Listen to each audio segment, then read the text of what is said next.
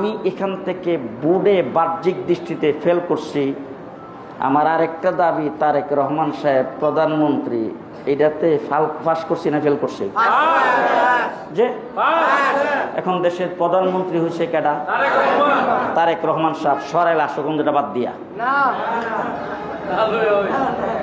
ব্রাহ্মণবাড়িয়া 2 সরাইল আশুগঞ্জ এলাকাটা বাদ দিয়া তারেক রহমান বাকিগুলির জন্য প্রধানমন্ত্রী না? সরাইল আশুগঞ্জ এর ভিতরে আছে? কথা বলেন। তাইলে পরিষ্কার ভাষায় বলছে, এখানে যারা আসছেন বিএনপি নেতৃবৃন্দ, আমাদের উলামায়ে কেরাম, নির্বাচনে একটি আসনে আমরা পরাজয় বরণ করেছি, কিন্তু সরকার গঠন করেছে আমরা, ক্ষমতায় আমরা, শাসন চলছে আমাদের। মাতবুরি করতে সাবধান, মাতবুরি করতে সাবধান।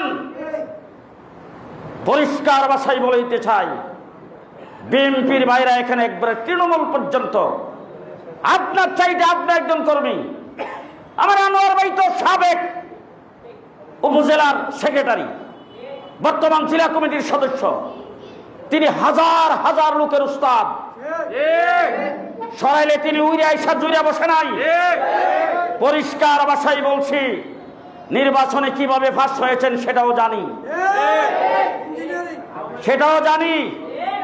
আমার যে সমস্ত কেন্দ্রে আমি মেজরিটি পার্সেন্ট, অর্থাৎ অন্তত 80-90% ভোট পাবো, সেই কেন্দ্রগুলিতে মহড়া দিয়েছে সেনাবাহিনী।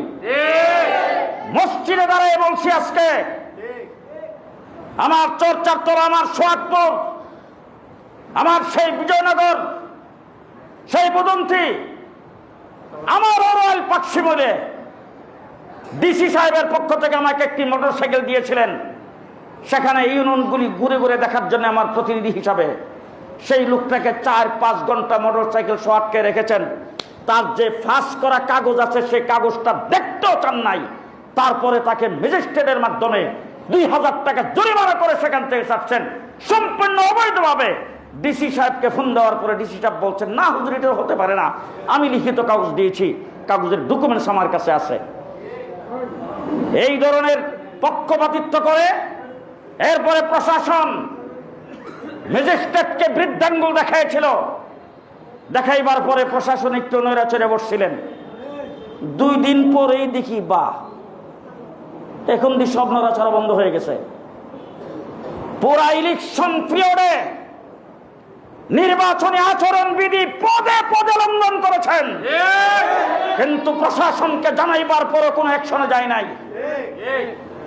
সম্পূর্ণ প্রশাসন তার পক্ষে কাজ করেছেন। কারচুপির মাধ্যমে